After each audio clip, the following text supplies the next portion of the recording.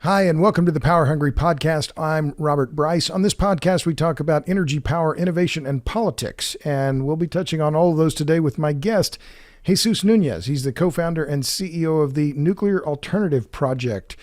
Jesus, welcome to the Power Hungry Podcast. Thank you, Robert. Thank you for the invitation. Sure. Now, you told me you listened to the podcast, so you know all the guests introduce themselves. So I've given your title, but you're a Puerto Riqueño. So if you don't mind, give us a short introduction. Yeah, I'm Jesus Nuñez. I'm a senior structural engineer, actually. I'm working with Bechtel in my daily life, but in my non-daily life as a volunteer, I'm the co-founder of the Nuclear Alternative Project, and I work as a volunteer with them, with this organization. Right. And so it's a nonprofit, the Nuclear Alternative Project, and it was founded by you and other people from Puerto Rico, or they live in Puerto Rico, or they live in the U.S., but people interested in energy policy in Puerto Rico. Yes, the other co-founder was Eddie Guerra. He actually lives in Houston, and the other one is Angel Reyes, and he lives in Maryland. So obviously you're Puerto Rican, so you're American citizens, but you're living in the States now, not in Puerto Rico. So I wanted to do this interview because the Nuclear Alternative Project just in the last few days got a $1.6 million grant from the Department of Energy to study the implementation of SMRs and modular reactors in Puerto Rico. So let me ask this question first. You've been working on this for a long time. I know we became acquainted a couple of years ago. Why does nuclear energy make sense for Puerto Rico? Well, Puerto Rico, some people think that Puerto Rico is like the other Caribbean islands, that they just have some small energy input to use. But Puerto Rico has a big economy on pharmaceuticals and other manufacturing processes. And if you look at the Puerto Rico GDP, it's like around 40% plus is in that area. So you need an energy source that is dense and is reliable and is resilient. And nuclear energy with these SMRs and microreactors makes sense in that fashion. So you make a good point there, and I know electronics, printing, pharmaceuticals, these are all big businesses in Puerto Rico. So industrial load matters there quite a lot, then more than in other Caribbean islands that aren't as industrialized, and that's due in part to tax policy from the U.S. But so tell me about that. I'll ask you about the industrial part of it in just a minute, because I know when I was in Puerto Rico, we visited a printing plant. But how much do residents of Puerto Rico pay now for electricity relative to what we pay here in the continental U.S.? Well, if people look at the report that we created, the first report that is in our webpage, in July 2019, the price of electricity for Puerto Rico was around 1972 cents per kilowatt hour for residential, and for commercial it was like 20.39 cents per kilowatt hour. So yeah, I mean, industrial customers, it was around 17.90 cents per kilowatt hour. Right. So roughly 20 cents for residential. 20 cents, yeah. But I looked at more recent data. I think it's even higher than that now. I mean, it should be higher. In the U.S., where we're paying in the mainland, we're paying roughly 13 cents a kilowatt hour for residential. But I think the point you made in your report that you published last year was that prices for electricity in Puerto Rico are higher than any state in the U.S. except for Alaska, and higher than almost any other territory of the U.S. Is that true? Yes, and obviously Alaska and Hawaii, I think they're right. more expensive. Hawaii, yeah. But it's because we use a lot of fossil fuels to provide electricity for Puerto Rico. And also, on top of that, you have a restructure of the debt of Puerto Rico. So there is a restructure fee that will be charged to Puerto Ricans in the future. And that debt is for PREPA, the island utility? Exactly, yes. There are different debts, but the island utility, they have a debt that will be obviously shared between the people of Puerto Rico in their bills in the future. So a surcharge, and do you know what that surcharge is going to be then on the debt retirement? If you look at in our report, the same report that we're talking about, there is a figure in there that has like a forecast from the fiscal board, and it can go from 4.3 cents for no, that's the transition. Sorry, the impact for unstructured legacy debt is around 4.7 cents per kilowatt hour. Wow. So Yeah, you're it's a looking at lot. a 25% hike in rates without any change in the generation structure. So, well, let's talk about the problems that have been festering. Let's be clear, in the utility with PREPA in Puerto Rico for a long time. I was there in 2018, in April of 2018, 6 months after the Hurricane Maria. So, two questions: why? It seems like this is the issue of nuclear is taking on more urgency since Hurricane Maria hit in 2017, in October of 2017. But so let me ask you that question I asked you before: why nuclear now and in Puerto Rico? Why does it make so much sense at this moment? I guess Puerto Rico, obviously, we are an unincorporated territory of the U.S. And if you look at the strategy in the U.S., they are including in some fashion these SMRs and micro reactors for the Clean Energy Act, kind of the future of the U.S. So yeah, I mean, for Puerto Rico, it makes sense to have a nuclear reactor to complement renewable source. Because the only other option will be natural gas, and natural gas, obviously, the volatility of the price of the natural gas, especially for Puerto Rico, that you have to bring it in barges, right, every 2 or 3 years. No, 2 or 3, sorry. So it's I mean, it makes sense to study the possibility of nuclear reactors in Puerto Rico. Well, so let me back up. I just wanted to make sure you stumble a little bit there. So the natural gas in the form of LNG has to come in every couple of months, or more frequently every couple of weeks. Is that right? I mean, for the cargoes, but it's fuel oil though it provides the main generation in Puerto Rico. No. Yes, right now it's just it's oil, but the plan is the transition will be natural gas for Puerto Rico. And obviously, if you read the report, Puerto Rico has a law. They pass a law that they will be by 2050 100% renewable. That we know that's kind of a big challenge when you have a big manufacturing kind of energy. I mean, people taking out energy in manufacturing. It's very hard to be 100% renewable in the future. Well, so I forgot about that until I looked at your report, which again is available on the Nuclear Alternative Project website, nuclearalternativeproject.org. But I'd forgotten about this renewable mandate, which seems totally implausible to me. And I'm you're a native of Puerto Rico. You're a Puerto Riqueño. I'm not. Yeah. But we went in there after the hurricane, and the solar panels were all blown off of the roofs. They were of no value, and it's because of the fact that it is subject to tropical storms. Wind turbines are not. There are no wind turbines as I know of in Puerto Rico. Are there any? There were some in the southeast portion, and they were crashed during the hurricane. They were destroyed by Hurricane They were Maria. destroyed. Yes. So yes. has the island? When I was there, and I haven't seen. Well, I've been to Louisiana and seen hurricane damage, but seeing the damage in Puerto Rico after Hurricane Maria, where on one side of the trees, all the leaves would be taken off. So you could tell which direction the wind was blowing during the storm. I mean, it was massive destruction. I mean, blue tarps over every other roof not every other roof, but many, many roofs. The question is this: has the island and the utility, has the electric system in Puerto Rico recovered since then, since Hurricane Maria?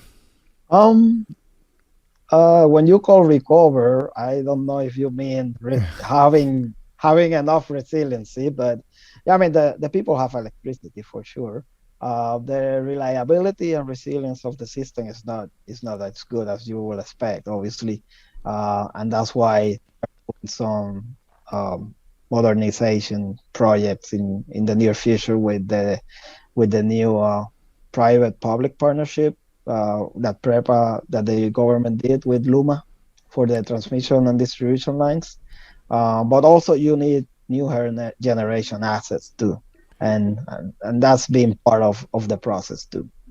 Well, let's talk about that because you noted, I think, in your report, the one that came out last year that's on your website, that the generation plants that PREPA owns that are on the island are far older than the average here in the U.S.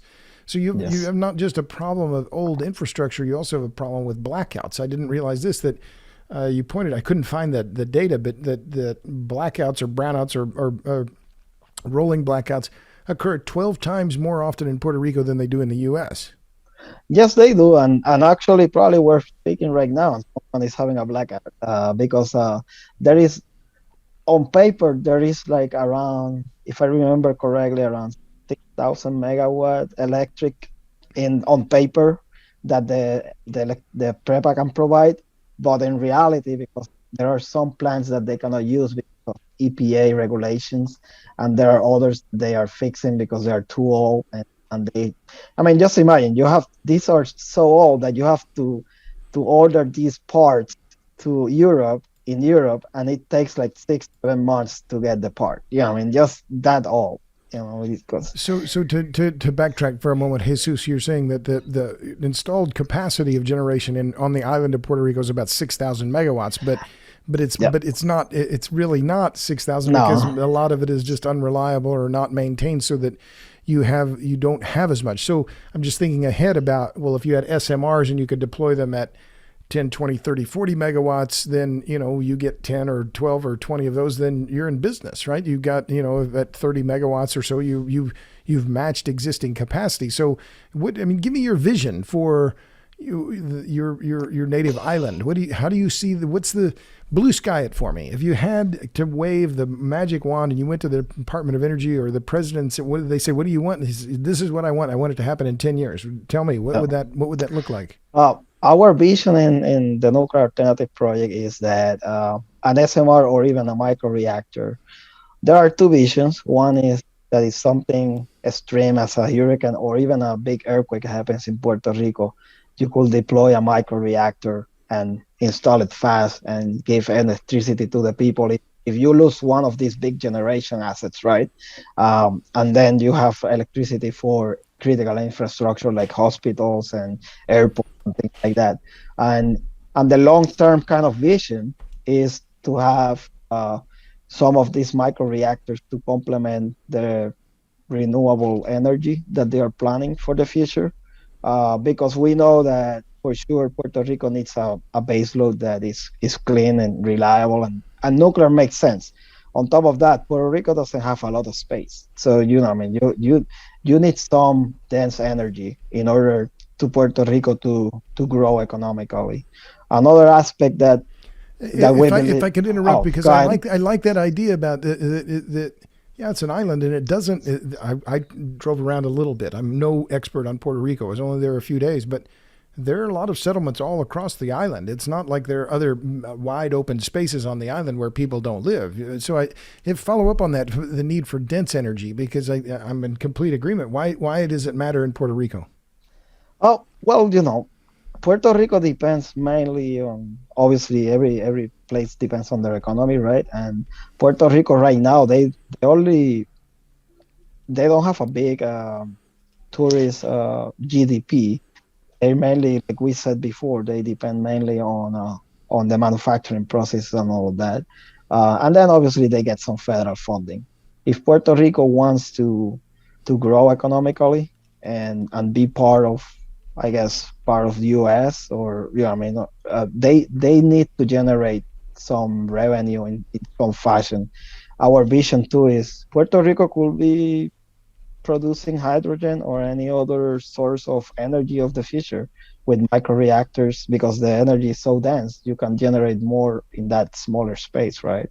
And those are kind of the things that we are bringing up to the people, saying, hey, there are multiple possibilities for this, and we're just bringing the information, and we understand you have questions, we know the question, and we know what people are opposed to, and I mean those things can be answered. It's just that it takes some time.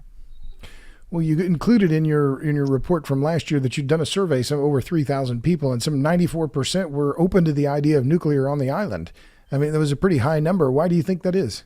Well, it was some reasons. The main reason is Hurricane Maria. Obviously, people got tired That the hurricane changed people's minds or made them understand that they need a more resilient grid, or is that fair? Or yeah, kind of. Obviously, that poll was also done before the earthquakes. So I mean, that will change now. I mean, like, because people will will see that, oh, earthquakes, how this will work with the nuclear plant, right?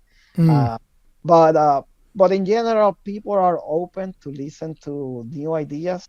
They're kind of tired of prepa's business, if you think about it. I yeah, mean, that's one of the oppositions that people have about nuclear, is that they don't want prepa to manage it because they have seen it fail, right? right. And unfortunately, prepa was a great company, man. Like, it was the company that everyone wanted to work with in the past. And it got all this, political input into the company. Obviously, it's a public company, but you get decisions that are not engineering or management, and then they fail. Yeah, I mean, that's And PREPA, just to be clear, the Puerto Rican Electric Power Authority, right, which operates yes. all the generation and transmission assets on the island. I was looking up and getting ready for and well, that was one of the questions. Is, why has PREPA been so? Why can't it get its act together? And I'll ask that. I mean, you kind of answered it before, but is it because of nepotism? Is it just corruption within PREPA? um I guess, yeah, I mean, I'm not a lawyer. I don't know if that's corruption, but I guess, it's one of those things, right? Like, it's a public entity. It's a monopoly too. So when you have a monopoly and then you have a public entity, there was a lot of interactions with, I guess, politicians during the years, right? And sometimes things that have to be done, like probably plan for a new plant and start developing new plants and looking into the future. Those plans were not done because the politics got involved into prepa, and it's sad because I'm telling you, it's prepa was one the best company in Puerto Rico, and people wanted to work with them. And the electrical system, it was designed and built resilient and all that, because we I think at our peak it was about 4,000 megawatt or around 39 megawatt electric, but they also had a reserve. That's why they was around 6,000, because you need that reserve for resiliency, right, and Right. reliability. And it was a good system, but if you don't maintain a system, and then on top of that, you have politics getting involved on engineering and management decisions, then that's how it fails. So one thing I wanted to bring up, so people who aren't familiar with Puerto Rico, and again, I'm not an expert. I've been there once. 3.1 million people, but one of the things that was remarkable to me, and it's as you said, an unincorporated territory in the U.S. So it doesn't have a vote in Congress, which explains a lot of things about why it is underserved or so on. But that the poverty rate in Puerto Rico was 43% of Puerto Ricans are living in poverty. The median household income is about $20,500. That's less than a third of the U.S. average, which is around $63,000 or $64,000 per household. So energy costs, I'm bringing that up for this reason. What energy costs really matter to households in Puerto Rico, that this is a significant cost. And if they're paying more than roughly twice as much as residential users in the U.S., that's a big energy burden for people a lot of whom can't afford it. Is that fair? Yeah, that's fair. And obviously, to add to your point, we cannot vote for the president either. So if you are in Puerto Rico, so it's even if you move down there, Robert, you cannot vote for any of them. Yeah, I Well, mean, even you can't vote. I didn't realize that Puerto Ricans can't vote for president. But if you're in the continental U.S., you can vote for the you port. can vote if you move to the States, you can vote for everyone. But even someone that was born in the States move to Puerto Rico fully, they cannot vote for the president or the Congress. No kidding. Huh. Yeah. So it's one of those things that it has to be solved. I mean, I strongly believe Puerto Rico has to be a state. That's my personal opinion. Sure. But yeah, I mean, they need to give Puerto Ricans the option of independent or a state. I know Puerto Ricans will decide for a statehood, but yeah, I mean, that's my point of view, right? Sure. But on top of what you talk about, about the energy prices. That's true, and that's one of my points too. Uh, some people are trying to say that yeah, we can electrify Puerto Rico with just roof solar in all the houses in Puerto Rico. That it makes sense in terms of a point of view, right? But just think about it. Like you said, 40% of the people, their their average salary in a year is 20 grand. Yeah. How much a system will cost you just to electrify your house? I mean, there is no way every Puerto Rican can afford that. And then on top of that, even if the federal government pays for it, who is going to maintain it? You know what I mean? Like in 10 years, you will have to redo that again. Sure. Yeah, I mean, so it's one of those things that I don't agree with some of the positions of some people, but I agree that solar energy have a great potential, but not for every application. Sure. Well, and I saw myself. We visited a printing plant and southeast of San Juan, and it had solar panels on the roof of its factory, and they were all blown off. I mean, they were destroyed. Many of them were destroyed. If you're going to build for resilience in a region that's subject to hurricanes and cyclones, you need to have a resilient system, and that goes beyond the power plants. Of course, it goes to the transmission as well.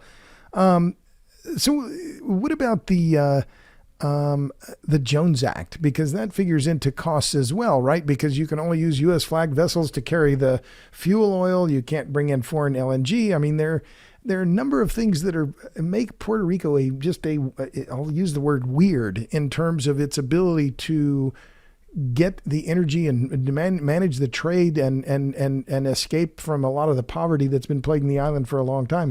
How big is the Jones Act play in that? I think it has some portion of it. I don't know how much, to be honest with you. I don't remember if we touched that in the report. Right. But yeah, I mean, if you go to Puerto Rico and you look at the prices of even food and obviously electricity, they are way higher than the state. Even clothing and all that, because majority of the goods they come from obviously Europe and Asia and all that, and they come and they will go to Jacksonville, and then they pay taxes in Jacksonville, and then they put them in a in a barge and they send it to Puerto Rico, and then you're paying like double taxes, right? For goods that in the States probably you just receive them in your port and just transport them in a truck. So I mean, it gets expensive because you're kind of double taxation in some times. I see. So tell me about yourself. Where are you from in Puerto Rico? Where did why did you come to the States? Where did you study? You're an engineer, right, by training? Yes, I'm actually from a small town called Sidra, Cidra, rural area in Puerto Rico. Is maybe center east of the island, south of San Juan, like half an hour Okay. by car. Yeah. And uh, study structural engineering in the west part of the island, in Maya West. And to be honest with you, Robert, I was not thinking about coming to the mainland to work. I was thinking I will stay in Puerto Rico, I will work in there, and I will stay with the family. But then one time, my advisor in my master received an email from one of his ex-students, and he said, "Hey, they're looking for people to work in this company, and I think you are a good fit." And I interviewed with them, and I liked the idea of working for that company, and here I am. Yeah, I mean, and that's how I also got in kind of in love with nuclear energy, because that was my first project. I was assigned for the nuclear operating plant services in Uh-huh. Georgia, and I was scared. I can tell you that I was scared because I didn't have any nuclear energy knowledge. And this was at Plant Vogel? Plant Hatch, in Oh, Vidalia, Georgia. okay. Yeah, And tell me the name of the plant again. I'm sorry. Hatch, Oh, HATCH. okay. Yeah, and I went there and I was scared because I have never been in a nuclear plant, and I didn't know anything about it. And when I started working on the project and I started understanding how nuclear energy works and how safe it is, for the employees and all that, then I became a kind of a nuclear advocate for that.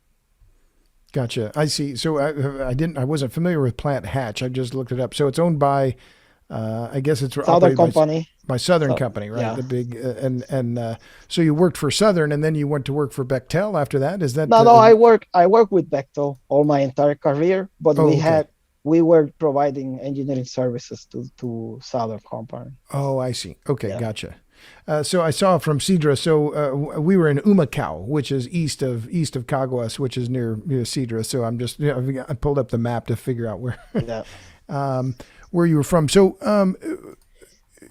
one of the other things that I thought was interesting, and we talked about it a little bit before on the phone, was that the idea of power ships would be you mentioned the idea of deploying a nuclear reactor, a micro reactor in case of an emergency, right?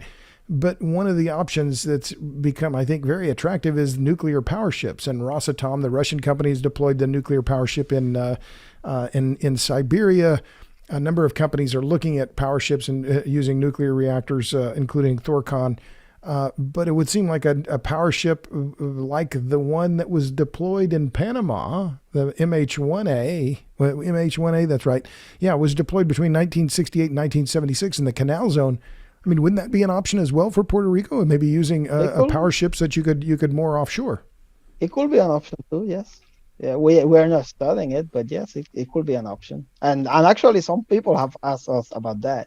They ask, hey, can we do like a kind of a cheap energy power source? And I'm like, yeah, you can do that. Right now, I don't think the US has any commercialized version of it, but it's something that definitely you can do. Right. Well, and it just occurred to me as well because you've got the port at San Juan, which is a big port, so you've got room in the harbor that could handle this. I mean, I bring it up as well because I saw power ships in Lebanon, right offshore in Yeah. Beirut, near Beirut, two big power ships running on fuel oil. But San Juan, I mean, how much of the population in Puerto Rico lives right around San Juan? Maybe the majority of it. I don't know the Yeah, number, but maybe 70% of it. right. But yeah, I mean, another port that you could use is the old Roosevelt Roads plan the Roosevelt Roads site. There it was a military site in the east coast of the island, Uh huh. and that's probably farther away from the not farther away, but as close as possible from that big population. But as far as people won't get care about it, you know what I mean? Right. Yeah. Yeah. Yeah. Oh, I see. Roosevelt Roads is right on the eastern coast. Yeah, I Yeah. see it there. Yeah. So what? Tell me, what is this? The money that you got? This? I'm just looking up San Juan just because I'm curious what that population is. Yeah. Uh, it's not telling me right off the bat. But let me ask the question then. So you got this grant for $1.6 million. So what do you do now? What's the next step? Because you've laid the groundwork about making the argument for nuclear on the island, and now this is more granular in terms of site assessments, et cetera. What is it? Well, we're going to do a site suitability analysis because there is a lot of questions on the population, politicians, and stakeholders, out there. And one of the questions is, hey, how this will work with the earthquakes in Puerto Rico, right? And in this study, we are going to use the Red Guide 4.7 from NRC Red Guide 4.7, which kind of preliminary evaluates the sites for a site. I mean, they call it site suitability. And I mean, all these questions that we had, especially, let's say if there is an accident, some people have questions about, hey, what about if there is an accident? Where is the emergency planning zone going to be? How is going to be the dispersion of the particles? I mean, all these questions, we cannot answer them for Puerto Rico with these reactors without a study like this. And this is part of why we got the funding. And obviously, I think the mission of the DOE, they want to confirm that they can deploy these SMRs and microreactors in island and remote areas. And our project is perfect for that, like in terms of the study, right? Well, that's interesting because I mean, this idea of of SMRs and the application island applications are always among the first, right? That are mentioned when it comes to SMRs because of the constraints on transmission, obviously. So then, is there but your study is going to depend on, or you're going to have to do, I guess, several different assessments based on the different types of SMRs, right? Because they're all going to have a different profile in terms of the fuels used and possible, accidents or whatever, which of course everyone thinks about the accident, even though it's going to be relatively, very low probability. Does the study have to include then the different types of SMRs? Well, we're including different types of SMRs and microreactors. But what at the end, what we are going to develop is what they call a PPE,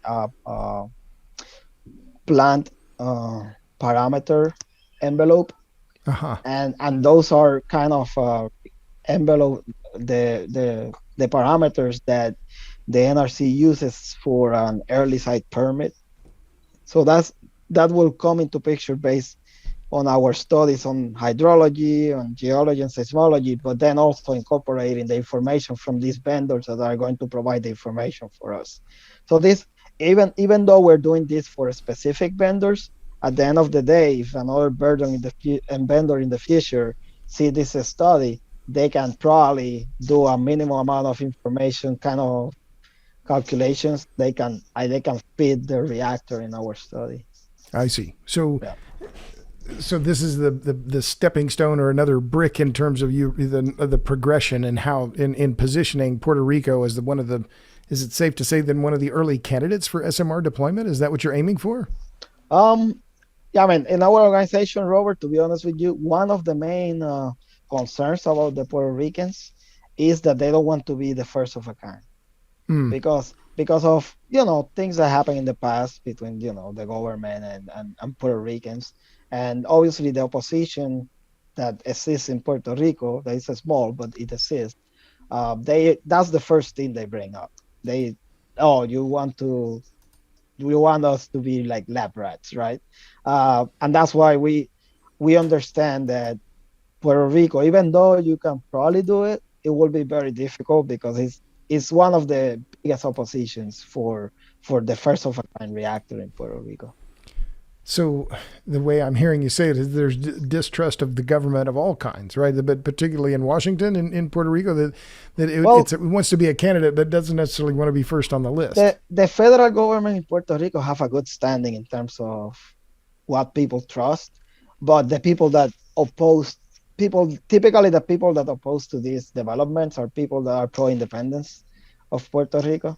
So they are like a smaller portion of the population, but I mean, they can be loud, right? And if they have a point, and I mean, they have a point. They don't want to be the first of a kind because they don't want, there have been cases in the past. Yeah, I mean, like that the federal government did some studies, and we were part of them, and but it was way back. Even I was not even born. Yeah, Right. I mean, Right, but I think that's an interesting way to present that there's a lot of history that has to be dealt with here, and yeah, that there are the independence factions who want the Puerto Rico to be independent completely of the U.S. and others who want statehood. Right, yeah, so there yeah. are other overlapping political battles that then spill into the nuclear arena. Is that what you're saying? Yeah, yeah. I mean, and that's why every presentation I give, I said, in order for Puerto Rico to have nuclear energy, you need to incorporate the politics, the history, the communities, and the stakeholders. I mean, everyone has to be incorporated because we have a history with the U.S. and people bring that into nuclear too. So and that's why I guess we have been successful into bringing our approach because we understand how Puerto Ricans think, right? And every time that they talk about it, like last time I received a message this week saying that the same thing. This person saying, "Hey, I will believe you when they do the first of a kind reactor in the States." And then I sent him the news about, hey, I mean, they're doing some in Idaho, they're doing some in Montana, and then the next answer was, oh yeah, those are very remote areas, and he's right.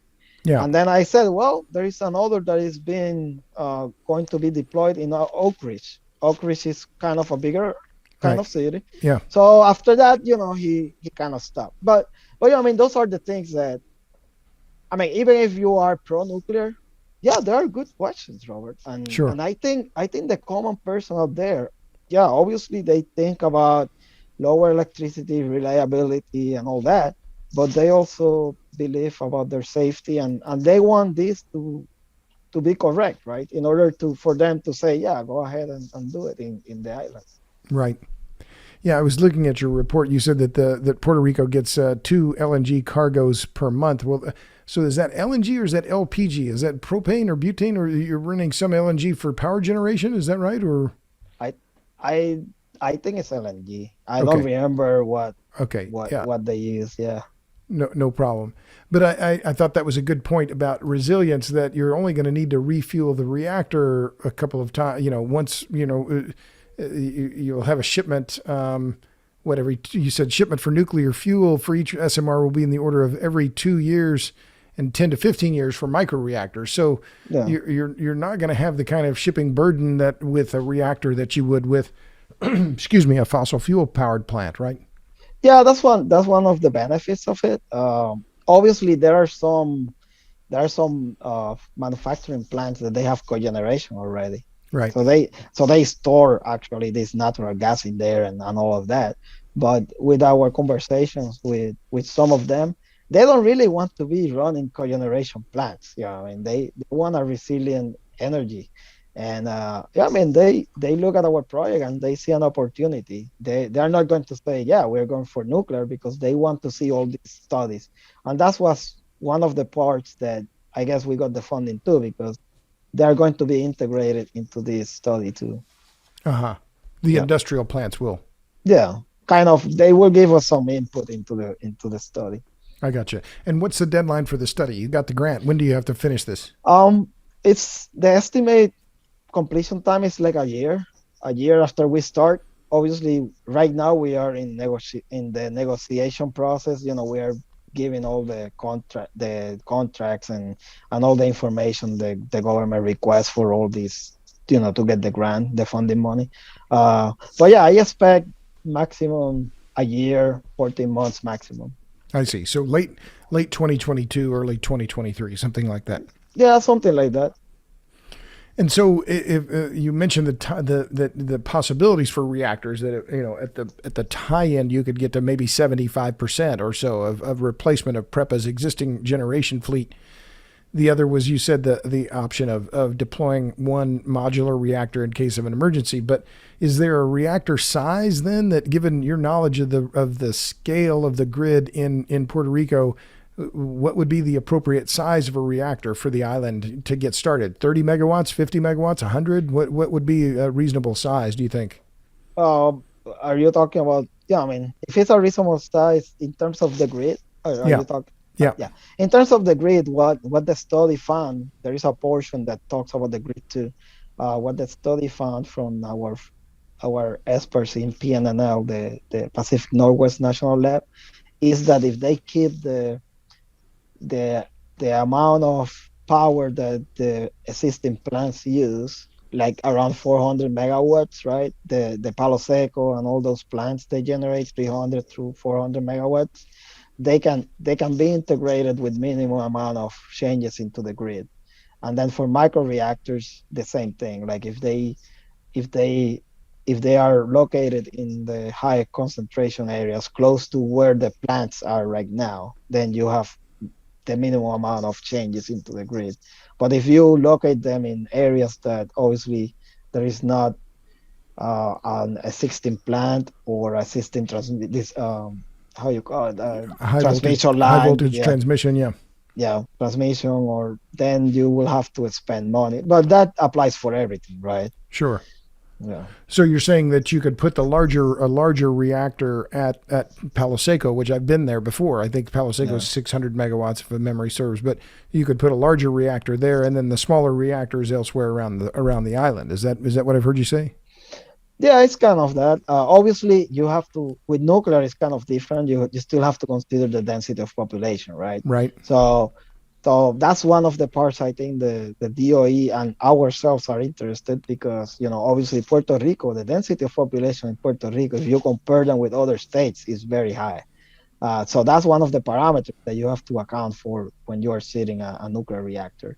And I mean, personally, I believe nuclear probably won't be all around the island because of that density of population. Plus, there are some areas that they have a high seismic zone. I see. Uh, and yeah, I mean, and that's why in our organization we don't promote like only nuclear. We said, hey, you just have to have a mix that include nuclear, but it has efficiency into the price and reliability and I see. resiliency.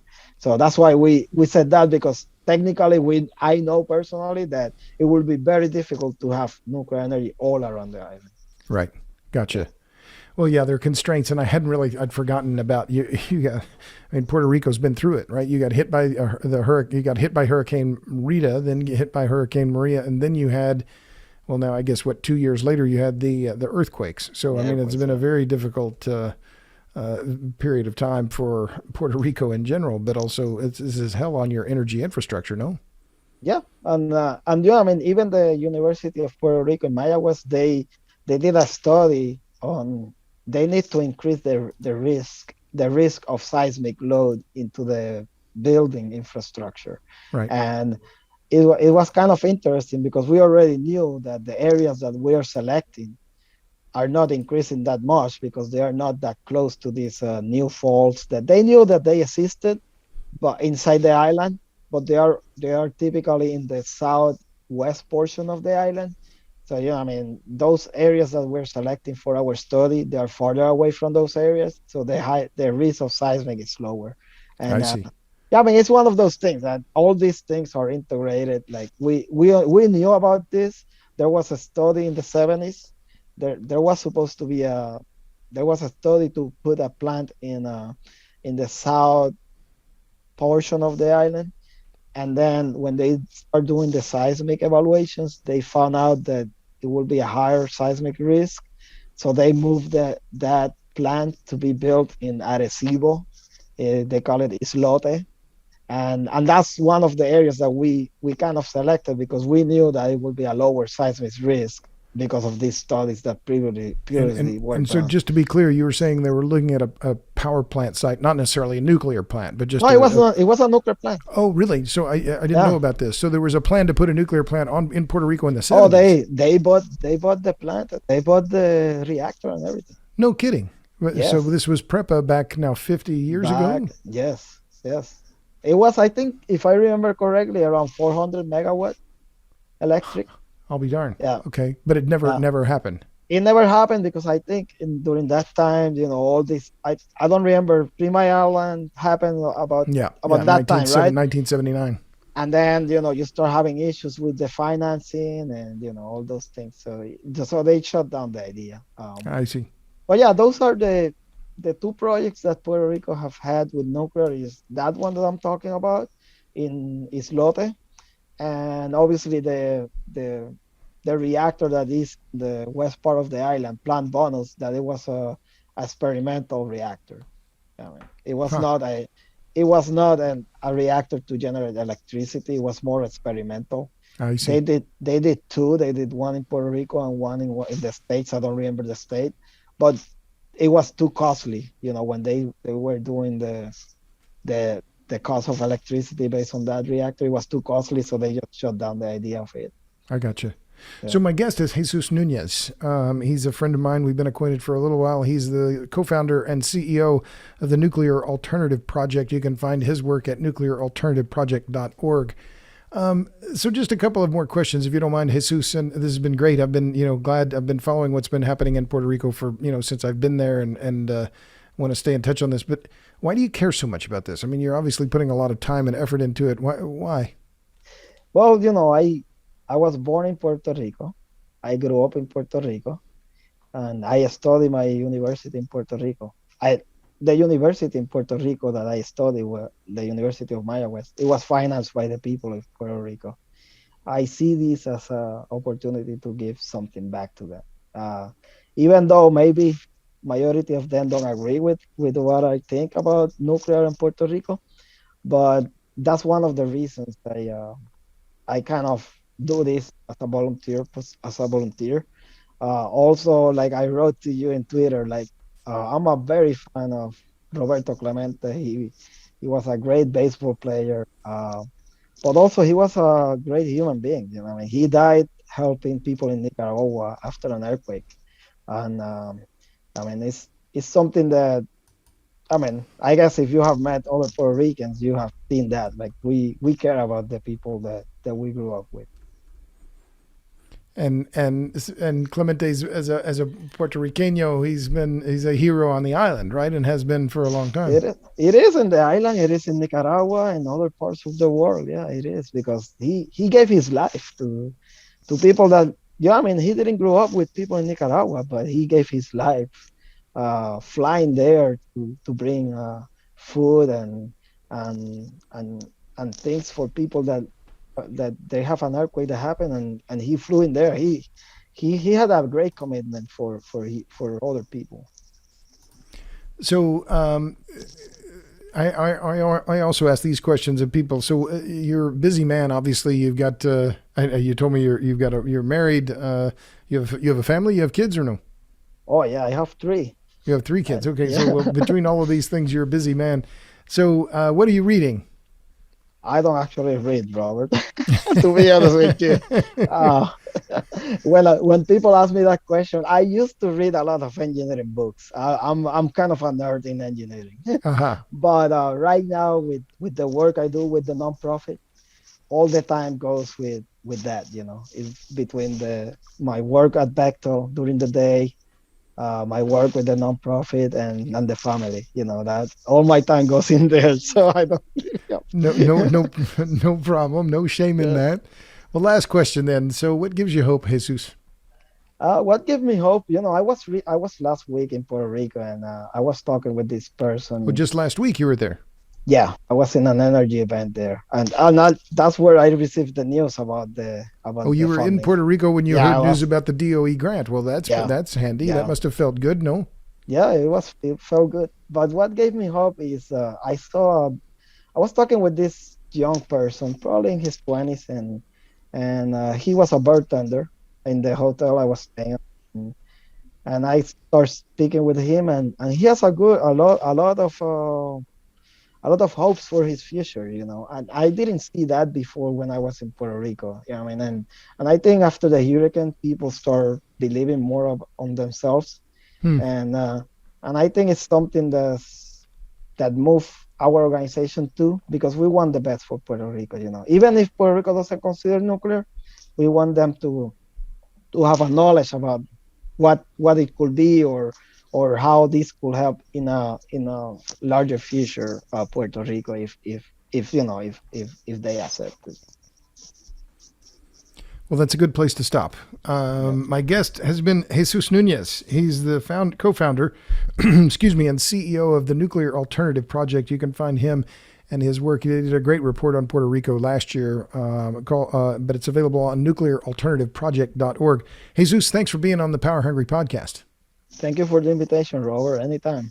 And thanks to all of you in podcast land for tuning in. Tune in next time for another swell and illuminating episode of the Power Hungry podcast. Until then, see ya.